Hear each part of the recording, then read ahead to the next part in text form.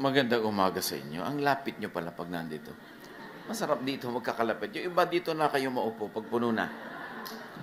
Napakasaya na tayo palipat-lipat. Naaalala ko yung mga Israelites, nung nasa desert sila, tent lang. At pagka yung apoy na representative ng Panginoon ay lumakad, buhat ang tent, sunod sila ng sunod.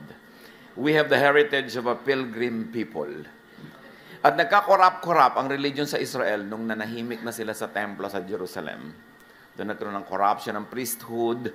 Doon nila dinimonize yung mga ibang mga religious groups outside of Jerusalem. Actually, hindi nakabuti overall na nagkaroon sila ng templo sa Jerusalem. Kaya sabi ng Panginoong Jesus, walang batong matitira sa ibabaw ng mga bawat bato rin sapagkat siya na ang magiging templo ng kanyang mga anak. Kaya kahit saan tayo magpunta, that is the temple of God. Praise God at meron tayong ganito. Hindi lahat ng araw meron tayong makukuhang lugar, so maghanda-handa kayo dyan. Di ba? Basta't kahit saan, sama-sama tayo. Ecclesiastes 1:15. What is crooked cannot be straightened. What is lacking cannot be counted. Hindi na maitutuwid ang baluktot at hindi na mabibilang ang wala. Sayang na panahon at pagod. Panginoon, salamat dahil tinuturuan niyo kaming huwag magsayang, huwag mag-aksaya ng panahon at pagod. At sa sandaling ito, ang aming puso, hinihalaan namin, Panginoon, kami po'y gawin yung tahanan ng iyong Espiritu. Make us the habitation of your Spirit, turn our hearts into your throne, at kayo ang maghari sa aming buong pagkatao. Mangusap po kayo.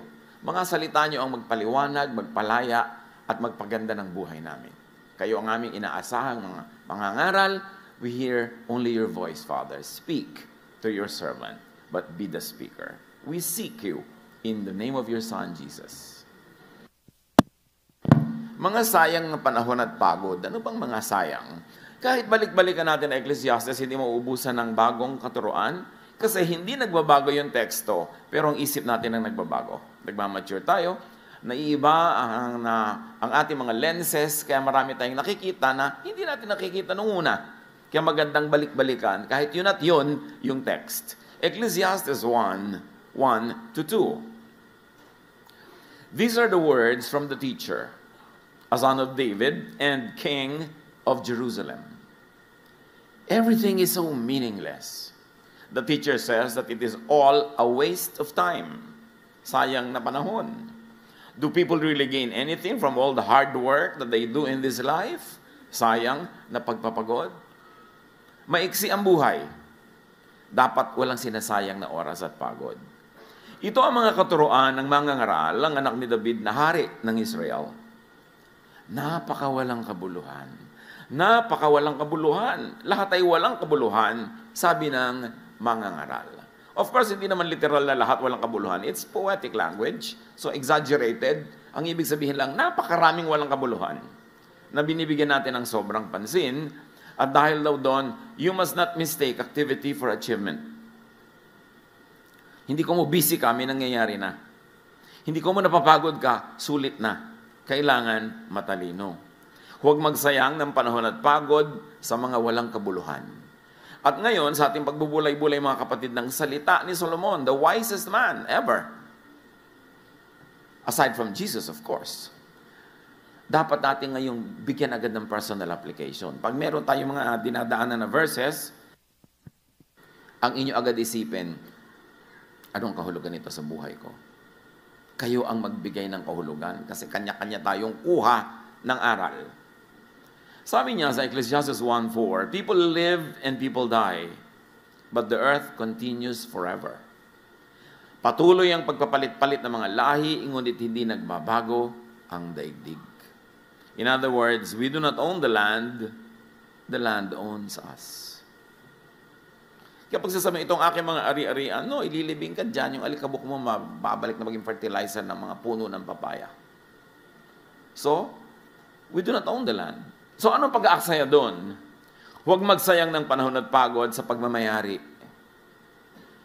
sa pagngangamkam.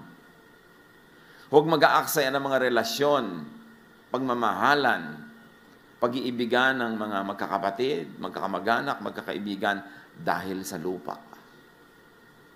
O dahil sa mga katumbas ng lupa ngayon, capital, dahil sa pera, kasi hindi natin talaga yan madadala. Ang kailangan mo lang na lupa, siguro 1 meter by 2, kung ililibing kang ganyan. Kung gagawin kang alabok, ang kailangan mo lang talaga isang Tupperware. So bakit mo sisirain ang relasyon mo sa mga kamag-anak mo dahil sa lupa? Bakit ka makikipag-away dahil sa lupa? Para maging sayo? It can never be yours. You are the lands. Kaya, yan ang pag-aaksaya. Pero mo magkakagalit kayo magkakapatid dahil sa lupa. Yan ang sayang na pagod. Sayang na panahon, ang saya-saya nyo nung mga bata pa kayo, naglalaro kayo, nanguhuli kayo ng gagamba, nag-aagawan kayo ng lastiko, mga kahan ng sigarilyo, tinetext-text nyo na ganyan. Pagkatapos, nagkaroon kayo ng asa-asawa na susul-sul-sul sa inyo, mag-aaway-away kayo magkakapatid, sayang. Sayang ang panahon pinagsamahan. Dapat hindi sasayangin. Ecclesiastes 1:5-7. Ang araw ay patuloy sa pagsikat at patuloy sa paglubog. Pabalik-balik lang sa pinanggalingan. Ang hangin ay umiihi patungong timog, patingong hilaga, buong araw na paikot-ikot. Lahat ng tubig ay umuuwi sa dagat, ngunit hindi ito napupuno. Ang tubig ay bumabalik sa batis na pinagmulan upang baling umagos patungong karagatan. Everything is in cycles. Paulit-ulit lang. People enter the cycle at some point and exit at some point. Para bang sumasakay tayo sa Ferris wheel. At kung umabot kayo sa Ferris wheel, alam nyo na yon. Hindi na yata alam ng mga bata kayo ng Ferris wheel. Unless yung malalaking sobrang lalaki. Umiikot yan, sasakay ka, bababa ka kung saan ka rin sumakay at tuloy wala ka narating. Ang na-achieve mo, nahilo ka. May nakita pa ako nun sa Pasay na lagot yung mga kuryente, na kuryente ang buong Ferris wheel, talo na ng mga laman. Ang tanong, ba't ka sakay ng sakay sa Ferris wheel? Nahuhumpak yung tiyan mo pagpababa. At magbabayad ka pa.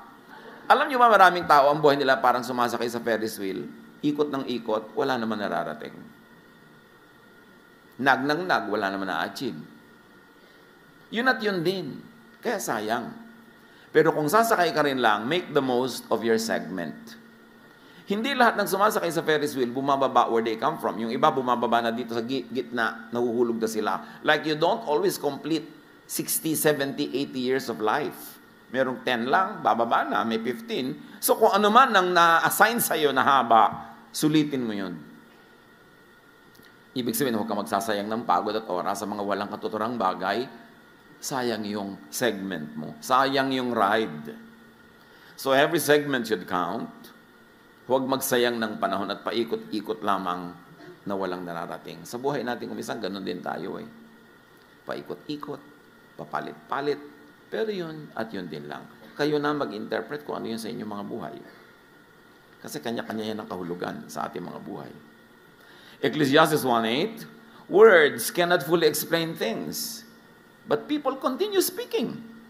Words come again and again to our ears, but our ears don't become full. And our eyes don't become full of what we see. So Solomon observes, we are never full. Kaya huwag na lang magsayang ng pagod at panahon sa pagpupuno ng hindi naman talaga mapupuno. Yung mahilig sa sapatos, kahit sandamukal na sapatos na yan, hindi pa rin kayo mapupuno. So, tama na yung 5. Yung mahilig sa bag, kahit na mabili nyo ang lahat ng bag sa mundo, hindi pa rin kayo sasaya kasi yun ang hilig nyo eh. So, tama na yung konti.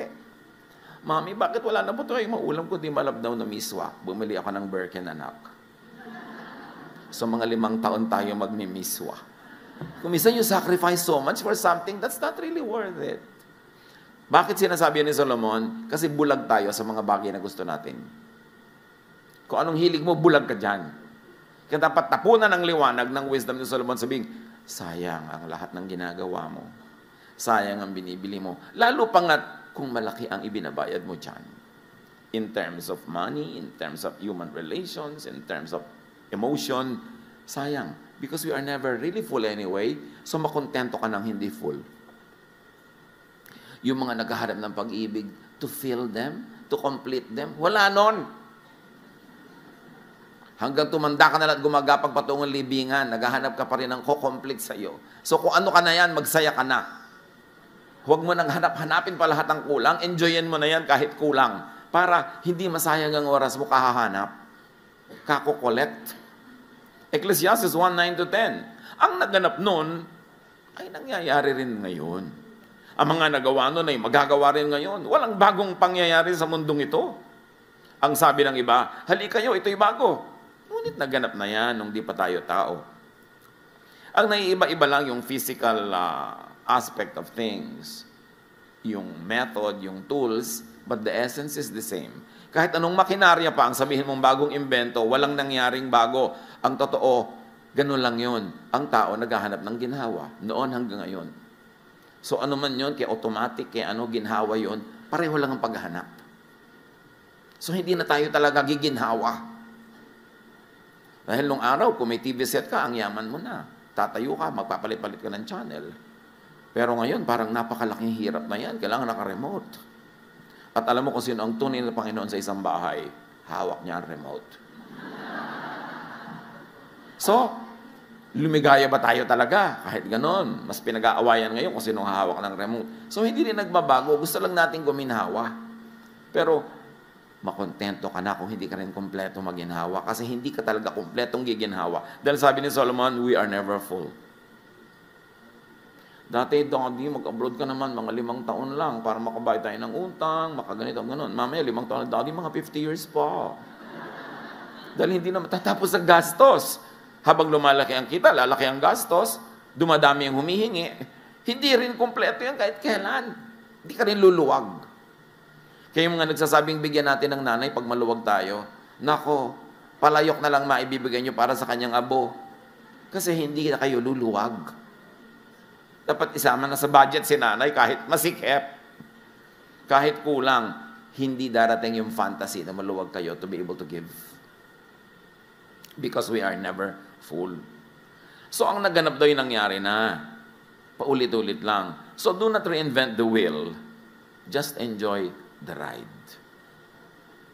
Whatever that means in your life.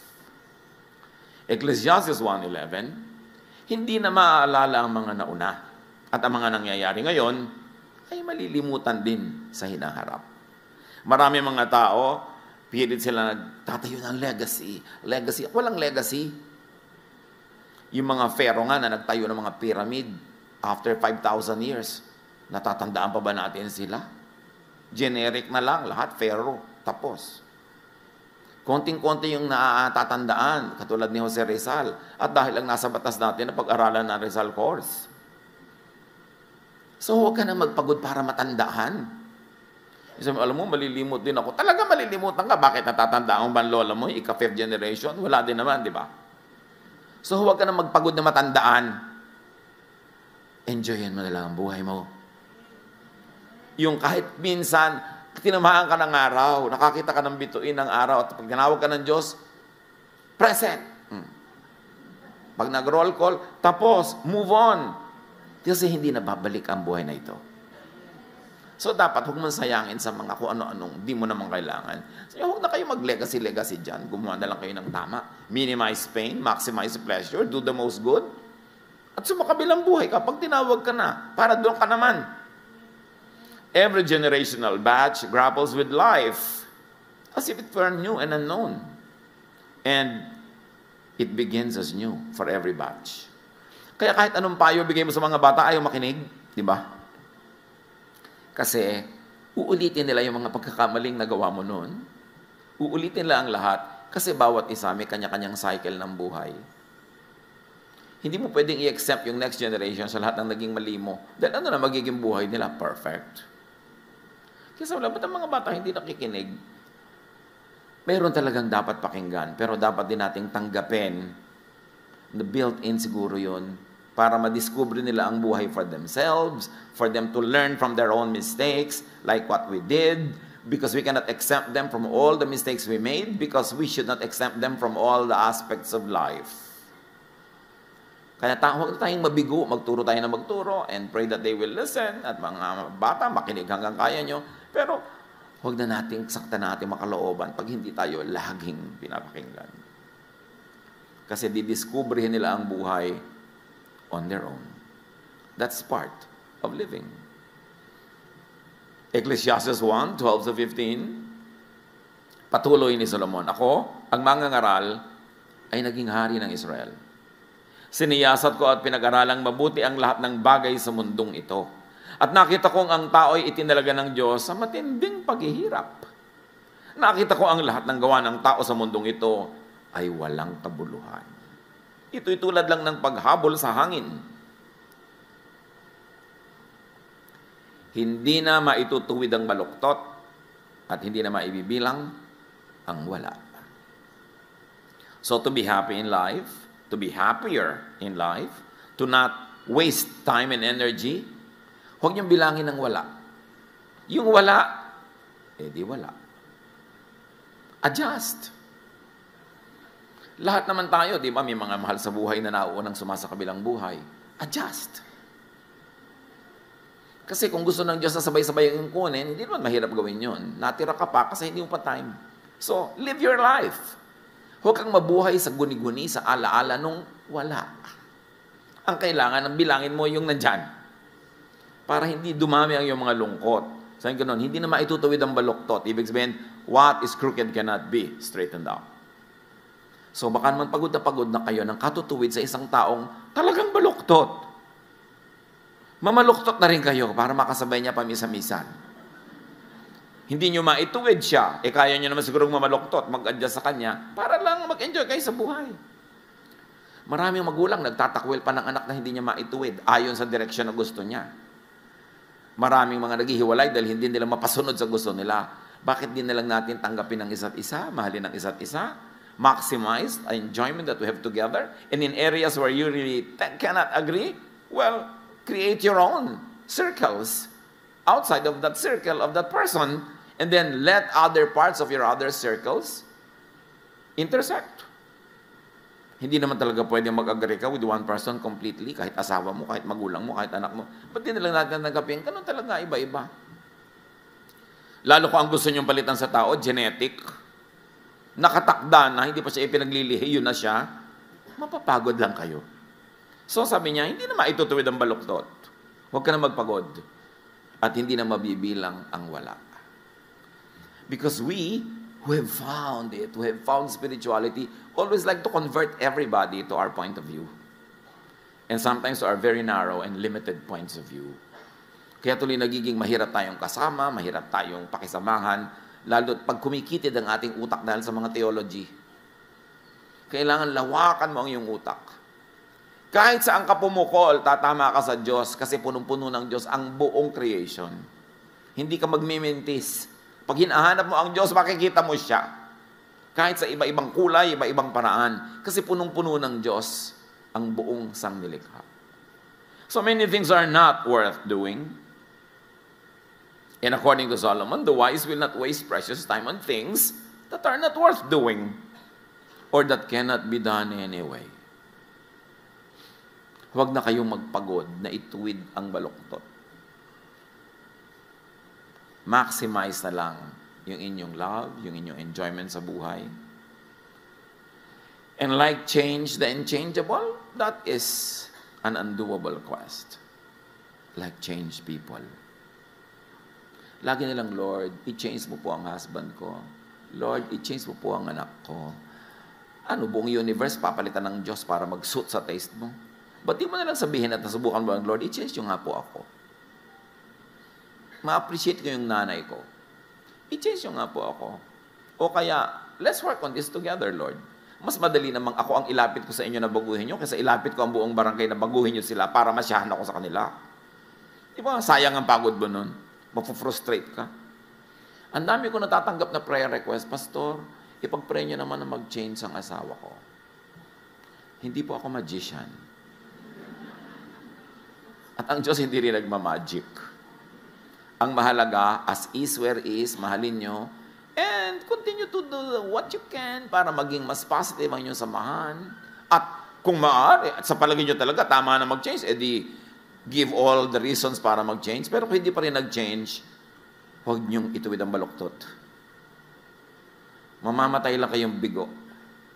Maghihiwa-hiwalay lang kayo ng lahat ng taong mahalaga sa inyong buhay. Yun ang importante yung tinuturo ni Jesus yung acceptance and love of people and for people. Sabi sa Jeremiah 13:23, can an Ethiopian change his skin or a leopard get spots? Of course, the answer is no. Ngayon kasi, with technological manipulation, napapalitan mo yung tone of your skin. Pero nung ginawa itong verse na ito, ang ibig sabihin lang nila, impossible yun. And it must be understood from that point of view.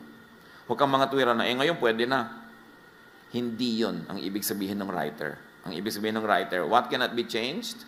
You should not even endeavor to change. Ecclesiastes 1:16-18, sabi ko sa akin sarili, ang karunungan ko'y higit sa sinundan kong mga hari sa Jerusalem. Alam ko kung ano ang tunay na karunungan at kaalaman. Pinag-aralan kong mabuti ang pagkakaiba ng karunungan at ng kamangmangan, ng katalinuhan at ng kabaliwan. Ngunit, napatunayan kong ito rin ay tulad ng paghahabol sa hangin. Habang lumalawak ang karunungan ay dumarami ang alalahanin. At habang dumarami ang nalalaman, ay lalong tumitindi ang kapighatian. Sabi diba, tama ako. Talagang hindi ako nag-aral doon. Diba? Tama ako, hindi na ako nagpakarunong. Hindi naman yun kasi kamangmangan yun eh. Alam nyo, siyempre yung poetic language exaggerated to drive home a point. Hindi binabaliwala ni Solomon ang karunungan. Ang sinasabi lang niya, habang rumurunong ka, humanda ka, kasi habang lumiliwanag ang iyong isip, mas marami ang nakikita mong kadiliman sa paligid. So, are you trying to be wise? Is trying to be wise a waste? Is trying to be wise a waste of time and effort? Ang sinasabi lang ni Solomon na ito, huwag magsayang ng pagod sa sobrang pag-iisip. Don't overthink. Yung may nakita ka lang na kung anong clue, nabuo na ang buong kasaysayan sa isip mo na may kulasisi ang asawa mo, ibinabahay niya ganitong budget buwan-buwan, mas malaki ang refrigerator kaysa sa'yo. Dahil lang sa kaprasong guni-guni. Pero maraming guni-guni ng misis, totoo. Binigyan yata ang mga misis ng special gift ng Diyos na may antena. Pero hindi lahat ng nare-receive doon ay tama. Don't overthink. Ang anak mo wala pa sa bahay, wala ka naman magagawa talaga, hindi mo alam kung nasaan, matulog ka na. Kasi mag-overthink ka, wala rin naman mangyayari. Worry ka ng worry. Don't worry about something you cannot change. Ipasa Diyos at itulog. Huwag mag-worry sa mga hindi mababago. Kumisan meron tayong mga karamdaman na talagang parang napaka-lala, just have quality of life. Enjoy whatever is left, and when you have to go, go. Do not struggle with it too much. Kasi, pag hindi mo yan tinanggap, lalo lang humahapdi, lalo lang humihirap, mangyayari din naman. Lagi na lang, sasabihin mo, what can I salvage from this situation? How can I make this thing better at the moment, given my limits and given the potentials that I have in my hands? So, huwag magpagod sa sobrang pag-iisip. Lalo, Pastor, ano po kayo ikakagunaw ng mundo? Yelo, tubig, apoy. Alam mo, bakit mo pinoproblema yan? May pambayad ka na ba sa ilaw next month? Wala po. Yun ang isipin mo, anak. Magtinda ka ng banana cue dyan para may pambayad ka. Kung paano magugunaw ang mundo, problema yan na yung Diyos. Paano po kaya ako mamamatay? Kasi ayoko pong mamatay ng walang makeup. May nagsasabi talaga nun, itattoo mo na ang makeup mo sa mukha ha? Para saan ka man abutin, may kilay ka na. Mga bagay na hindi kailangan. Magpapakasal, Pastor, magiging tapat po kaya sa akin ito buong buhay. 1 week siguro, baka pwede kong sabihin, pero beyond that, malay ko ba? Malay natin sa buhay. So, yung problemahin. Itong ibig ko sabihin mga kapatid na kayo ang mag-apply sa buhay nyo ng mga messages na ito. Kasi kayo lang ang may ganong kaliwanagan to connect the dots. Manuri. makiramdam ano-ano ang pagsasayang nyo ng panahon at pagod na hindi naman dapat. Panginoon, turuan niyo po kami na i-apply ang karunungan ni Solomon sa pang-araw-araw naming buhay. Kayo ang magbigay sa amin ng liwanag ng pag-iisip para makapamili kami kung anong bibigyan ng panahon at pagod at kung ano yung isa sa isang tabi. Pagbulay-bulayin natin mga kapatid, huwag niyong madaliin, pag-isipan, and listen to the voice of the Spirit that is now guiding you to make very practical applications in your own private life.